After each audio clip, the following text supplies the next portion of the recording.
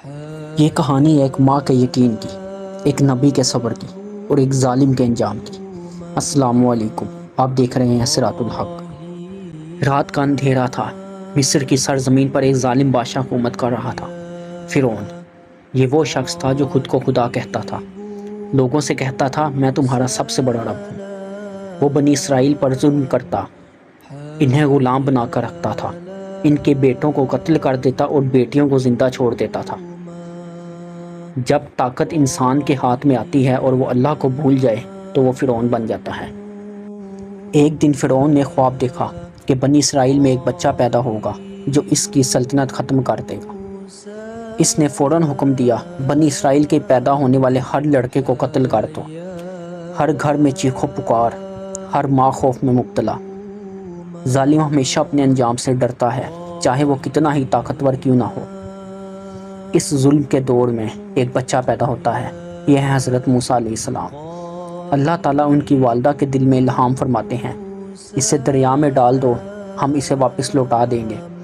ماں کا دل کانپ رہا ہے لیکن ایمان مضبوط ہے، وہ اپنے بیٹے کو ایک صندوق میں رکھ کر دریائے نیل میں بہا دیتی ہے۔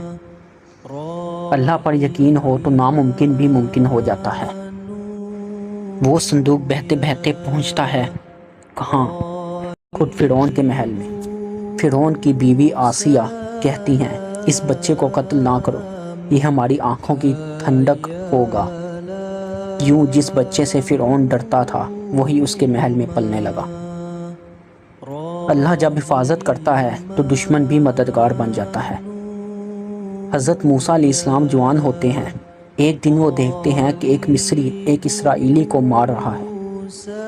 موسیٰ علیہ السلام نے مداخلت کی اور غلطی سے وہ مصری مر گیا۔ موسیٰ علیہ السلام فوراً کہتے ہیں یہ شیطان کا کام تھا۔ وہ توبہ کرتے ہیں، اللہ انہیں معاف کر دیتا ہے۔ نبی بھی غلطی کر سکتے ہیں مگر فوراً توبہ کرتے ہیں۔ فرعون کو خبر ملتی ہے، وہ موسیٰ علیہ السلام کو قتل کرنا چاہتا ہے۔ موسیٰ علیہ السلام مصر چھوڑ کر مدین چلے جاتے ہیں، وہاں ایک کنویں پر 2 لڑکیوں کی مدد کرتے ہیں۔ پھر ایک نیک شخص حضرت شعیب علیہ السلام کے پاس رہتے ہیں اور شادی بھی کرتے ہیں۔ جو اللہ کے لیے گھر چھوڑتا ہے اللہ اسے بہتر دیتا ہے۔ واپسی کے سفر میں ایک رات موسیٰ علیہ السلام کو ایک روشنی نظر آتی ہے، یہ کوہ طور ہے۔ یہاں اللہ تعالیٰ ان سے کلام فرماتے ہیں، اے موسیٰ میں تمہارا رب ہوں۔ انہیں نبوت دی جاتی ہے اور حکم دیا جاتا ہے فرعون کے پاس جاؤ۔ اللہ جسے چاہے عام انسان سے نبی بنا دیتا ہے۔ موسیٰ علیہ السلام اور حضرت ہارون علیہ السلام فرعون کے پاس جاتے ہیں، نرمی سے کہتے ہیں ہم تمہارے رب کی طرف سے آئے ہیں۔ فرعون ہنستا ہے اور کہتا ہے کیا تم مجھے چھوڑ کر کسی اور رب کی بات کرتے ہو؟ حق سن کر تکبر کرنے والا ہدایت سے محروم ہو جاتا ہے۔ موسیٰ علیہ السلام اپنا عصا پھینکتے ہیں، وہ اژدہا بن جاتا ہے، پھر ہاتھ نکالتے ہیں، وہ چمکنے لگتا ہے۔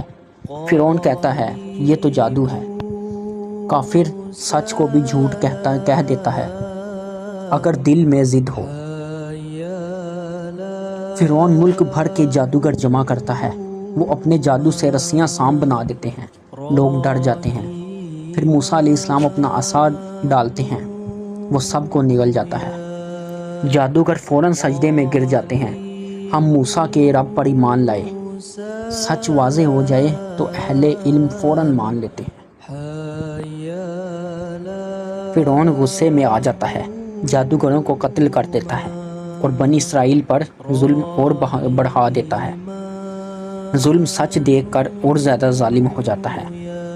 اللہ تعالیٰ فرعون پر مختلف عذاب بھیجتا ہے، سیلاب کا عذاب، ٹڈیاں، جوئیں، مینڈک، یہاں تک کہ خون کا عذاب، مگر ہر بار فرعون وعدہ توڑ دیتا ہے۔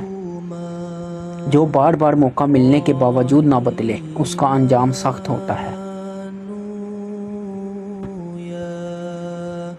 آخر کار اللہ حکم دیتے ہیں بنی اسرائیل کو لے کر راتوں رات نکل جاؤ۔ موسیٰ علیہ السلام اپنی قوم کو لے کر نکل جاتے ہیں۔ فرعون کو خبر ملتی ہے، وہ لشکر لے کر پیچھے آتا ہے، سامنے سمندر، پیچھے فرعون کا لشکر۔ لوگ گھبرا جاتے ہیں، ہم پکڑے جائیں گے۔ موسیٰ علیہ السلام کہتے ہیں نہیں، میرا رب میرے ساتھ ہے۔ وہ عصا مارتے ہیں، سمندر راستہ بن جاتا ہے۔ جب سب راستے بند ہوں تب اللہ راستہ کھولتا ہے۔ فرعون بھی اسی راستے میں داخل ہوتا ہے۔ جیسے ہی وہ اندر آتا ہے پانی واپس آ جاتا ہے۔ فرعون ڈوبنے لگتا ہے۔ آخری وقت کہتا ہے میں ایمان لاتا ہوں، مگر بہت دیر ہو چکی تھی۔ موت کے وقت کا ایمان قبول نہیں ہوتا۔ فرعون غرق ہو گیا۔ موسیٰ علیہ السلام اور بنی اسرائیل بچ گئے۔ یہ صرف ایک کہانی نہیں، یہ پیغام ہے۔ حق ہمیشہ جیتتا ہے، ظلم ہمیشہ ہارتا ہے۔ اللہ اپنے بندوں کو کبھی نہیں چھوڑتا۔